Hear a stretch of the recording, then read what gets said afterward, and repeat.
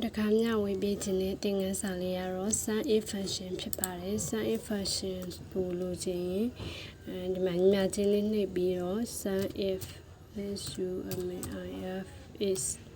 sum if တစ်ခုတည်းပို့လိုချင်တဲ့ address sum if s ကိုရွေးတာပေါ့နော်အဲဆိုရင်တော့တက်ကြီးလေးခုံလိုက်တက်ကြီးလိုက်ခုံက sum rate ကိုပေါင်းချင်တဲ့ sum rate ကိုကဘေးရဲ့အပေါင်းကုန်တိုတယ်စုစုပေါင်းကိုလိုချင်နေဆို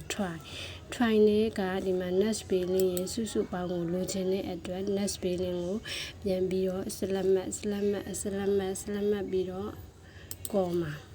comma ပြီးတော့ဒီမှာ criterion ကိုလိုချင်တဲ့ criterion rate 1 rate 1ကကြတော့ဒီအကောင့်ကုတ်လေးကို slash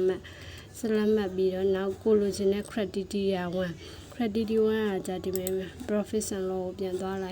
ပြီးတော့ကိုလိုချင်တဲ့ criterion ကဒီအကောင့်ကုတ်လေးနဲ့တိုက်စီနဲ့အတွက်အကောင့်ကုတ်လေးကိုပြန်ပြီးတော့ slash လိုက်ပြီးတော့ enter ကိုခောက်ချလိုက်တာနဲ့ဒီမှာအကုန်လုံးဒီလို right click နှိပ်လိုက်တာနဲ့အကုန်လုံး amount တွေတန်းပြီးတော့ကြာလိုက်ပေါ့နော်ဒီ sum if function လေးကိုအလွယ်တကူအသုံးပြုပြီးတော့